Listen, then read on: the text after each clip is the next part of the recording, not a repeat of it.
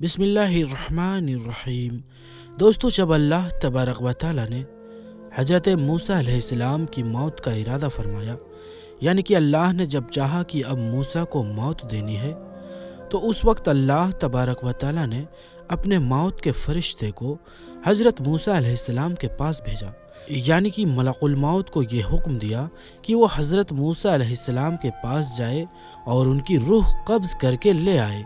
याद रखें, नबियों को भी मौत आती है, लेकिन ये सिर्फ एक लम्हे के लिए आती है, फिर उनको हमेशा हमेशा के लिए जिंदा कर दिया जाता है। लेकिन जब नबियों को मौत आती है तो उस वक्त मौत का फरिश्ता उनकी बारगाह में बड़े ही अदब के साथ में पेश आता है। अब अल्लाह की हुक्म पाते ही मौत का फरिश्ता यानी कि मलकुल मौत हजरत मूसा अलैहिस्सलाम के पास आए और आने के बाद में कहने लगे, ऐ मूसा, मैं आपको लेने के लिए आया हूँ, चलिए, आपका वक्त पूरा हो चुका है। ये सुनकर हजरत मूसा अलैहिस्सलाम ने फरमाया कि क्या कह रहे हो, कहाँ पर चलना है? तो हजरत इजराइल अलैहिस्सलाम कहने लगे कि मैं मौत का फरिश्ता हूँ और आपको लेने के लिए आया हूँ। ये सुनकर हजरत मूसा अलैहिस्सलाम ने फरमाया कि अच्छा, तो तुम मुझे मारने के लिए आए हो, तुम मुझे मौत देने के लिए आए हो? इतना सुनते ही वो मौत का फरिश्ता कहने लगा कि हाँ, मैं आपको मारने के लिए आया हूँ, मैं आपकी रूह कब्ज करने के लिए आया हूँ। बस इतना सुनना था कि हजरत मूसा अलैहिस्सलाम नाराज हो गए और आपने मौत के फरिश्ते को यानी कि मलकुल मौत को एक जोरदार थप्पड़ जड़ दिया, और थप्पड़ इतना जोर का था कि वो सीधा मलकुल मौत के चेहरे पर जाकर लगा, जिससे हजरत इजराइल अलैहिस्सलाम की एक आंख बाहर आ गई। तो दोस्तों, देखा आपने, ये अल्लाह वालों की शान है, ये नबियों का मर्तबा है कि उन्होंने मौत के फरिश्ते को भी तमाचा लगा दिया और तमाचा मारकर कहने लगे कि आप में इतनी हिम्मत है कि आप मुझको मारोगे। और प्यारे दोस्तों, हमारे लिए तमाचा लगाने की तो दूर की बात है, अगर कोई मलकुल मौत का नाम भी बेअदबी से ले ले तो उसकी रूह कांप जाए। लेकिन ये तो अल्लाह के नबियों की शान है कि उन्होंने मौत के फरिश्ते को भी थप्पड़ मार दिया। अब दोस्तों, हजरत मूसा अलैहिस्सलाम ने जैसे ही मौत के फरिश्ते को थप्पड़ मारा तो वो थप्पड़ इतना जोरदार था कि इससे मलकुल मौत की एक आंख बाहर निकल आई। फिर मौत का वो फरिश्ता अपनी एक आंख हाथ में लेकर अल्लाह की बारगाह में पहुंचा और अर्ज करने लगा, या अल्लाह, आपने मुझे एक ऐसे शख्स की रूह कब्ज करने के लिए भेज दिया जो मरना ही नहीं चाहता है, और उसने तो मुझे एक जोरदार थप्पड़ भी मार दिया है। ये सुनकर अल्लाह की रहमत ने गोया के मुस्कुराया और फिर इरशाद हुआ कि ऐ इजराइल, जब तुम उनकी बारगाह में गया तो उनसे जाकर क्या कहा था? हजरत इजराइल अलैहिस्सलाम कहने लगे, या अल्लाह, मैंने कहा कि चलिए, मैं आपको लेने के लिए आया हूँ। बस इसी बात पर वो नाराज हो गए और उन्होंने मुझे एक थप्पड़ मार दिया। तो ये सुनकर अल्लाह ने इरशाद फरमाया, ऐ इजराइल, अब अगर उनकी बारगाह में जाओ तो अदब के साथ में जाना।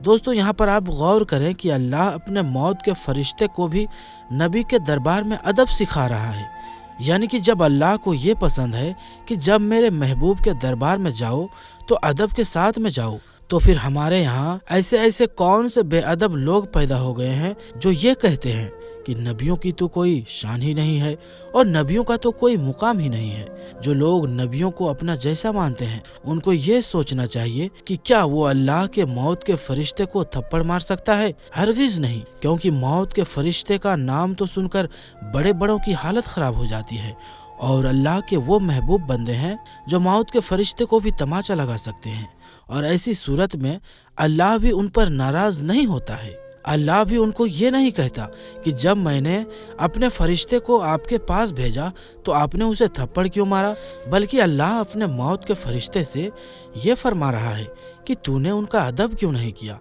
तू मेरे महबूब की बारगाह में अदब से क्यों नहीं गया। अब अगर जाएं तो उनकी बारगाह में अदब के साथ जाना। अब आप यहाँ पर सोचिए कि जब हजरत मूसा अलैहिस्सलाम के अदब का ये हाल है, तो फिर अल्लाह के आखिरी नबी हजरत मोहम्मद मुस्तफ़ा सल्लल्लाहु ताला अलैहि वसल्लम का मर्तबा कितना बुलंद होगा, उनकी शान कैसी होगी।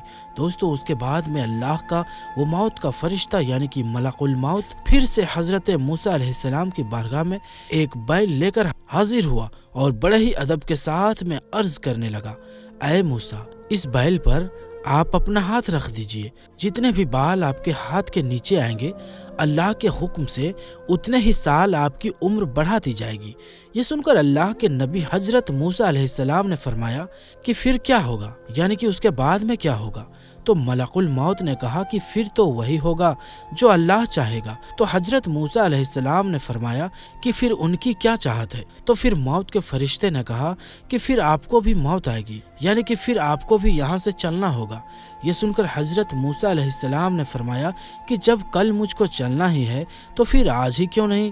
یعنی کہ آپ کا کہنے کا مطلب یہ تھا کہ جب مجھے چلنا ہی ہے تو پھر میں آج ہی آپ کے ساتھ میں چلتا ہوں، لیکن آپ اللہ سے ذرا یہ کہیں کہ اللہ مجھے تھوڑی دیر کی مہلت دے۔ اب آپ کو یہ بھی معلوم ہوگا کہ اللہ تبارک و تعالی کسی کو مہلت نہیں دیتا ہے۔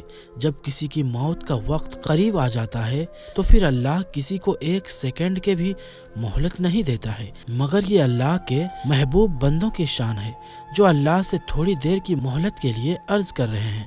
یعنی کہ حضرت موسیٰ علیہ السلام نے موت کے فرشتے سے کہا کہ آپ اللہ سے کہیں کہ وہ کچھ تھوڑی دیر کے لیے مہلت دے تاکہ میں اپنے بیٹوں سے مل سکوں۔ دوستو، حضرت موسیٰ علیہ السلام کا جو سب سے چھوٹا بیٹا تھا وہ بہت چھوٹا تھا، اس کو پھر آپ نے اپنے گلے سے لگایا اور رونے لگے، پھر گلے لگاتے پھر رونے لگتے، کیونکہ آپ کو معلوم ہے کہ ایک باپ کا دل ہوتا ہی ایسا ہے، اس کو اپنی اولاد کی بہت فکر ہوتی ہے۔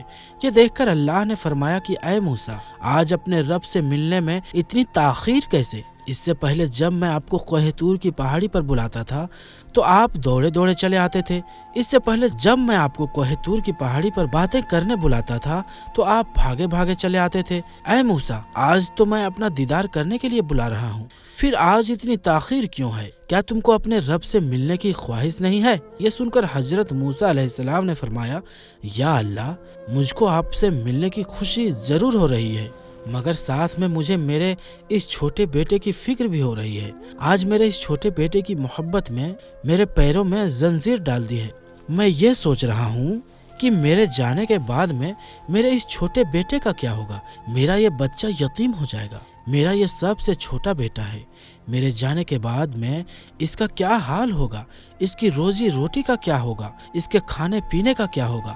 بس اتنا سنتے ہی اللہ تبارک و تعالی نے ارشاد فرمایا، اے موسیٰ، اب تک تو تاخیر کر رہا تھا اپنے اس بیٹے کی وجہ سے، اب ذرا ہم تاخیر کرا دیتے ہیں اور تجھے یہ بتا دیتے ہیں کہ تمہارے اس بیٹے کا کیا ہوگا۔ پھر اللہ تبارک و تعالی نے ارشاد فرمایا، اے موسیٰ، اپنے سامنے جو تم یہ دریا دیکھ رہے ہو اس پر اپنا عصا مارو۔ حکم الہی پاتے ہی حضرت موسیٰ علیہ السلام دریا پر اپنا عصا مارا، عصا مارتے ہی دریا پھٹ گیا، اور جیسے ہی دریا پھٹا تو دریا کی تہ میں ایک چھوٹا سا پتھر پڑا ہوا تھا۔ اللہ نے پھر فرمایا، اے موسیٰ، اب اس پتھر پر بھی ذرا اپنا عصا مارو۔ حضرت موسیٰ علیہ السلام نے پھر اس پتھر پر بھی اپنا عصا مار دیا، عصا مارتے ہی اس پتھر کا 2 ٹکڑا ہو گیا۔ حضرت موسیٰ نے دیکھا کہ اس پتھر کے اندر ایک چھوٹا سا کیڑا بیٹھا ہوا ہے، اور اس کیڑے کے منہ میں ایک ہرے رنگ کا پتا ہے، اور وہ کیڑا اس پتے کو کھا رہا ہے۔ حضرت موسیٰ علیہ السلام نے دیکھا کہ دریا کی تہ میں ایک پتھر تھا، پتھر کے بیچ میں ایک کیڑا تھا جہاں پر ہوا پانی بھی پہنچ نہ سکے، مگر اس کے منہ میں بھی ایک ہرے رنگ کا پتا ہے۔ یہ دیکھ کر حضرت موسیٰ علیہ السلام بہت حیران ہوئے اور اللہ کی قدرت پر قربان ہونے کو دل چاہا۔ پھر اللہ تبارک و تعالیٰ کی ارشاد ہوا، اے موسیٰ، دریا کی تہ میں ایک پتھر کے بیچ میں ایک کیڑا اور کیڑے کے منہ میں پتا، جب ہم اس کیڑے کو رزق پہنچا سکتے ہیں جہاں پر ہوا پانی بھی نہ پہنچ سکے، تو پھر تمہارا یہ بیٹا تو ایک انسان ہے۔ جب ہم پتھر کے کیڑے کو نہیں بھول سکتے تو پھر تمہارے اس بیٹے کو کیسے بھول جائیں گے؟ مخلوق کو ہم نے پیدا کیا ہے تو پھر اس کے رزق کی ذمہ داری بھی ہماری ہے۔ دوستو، بندہ اگر اللہ کا وفادار بن جائے، اللہ پر مکمل بھروسہ کرنے لگ جائے تو پھر اللہ اپنے بندوں کی ہر مشکل کو مٹا دے گا۔ اگر آپ کو بھی اللہ کی ذات پر مکمل بھروسہ ہے تو آپ اس ویڈیو کو دل سے ایک لائک کریں اور کمنٹ باکس میں اللہ اکبر لکھ کر آگے شیئر بھی کر دیں۔ تو ہم ملتے ہیں پھر کسی نئی ویڈیو کے ساتھ، تب تک کے لیے السلام علیکم، اللہ حافظ۔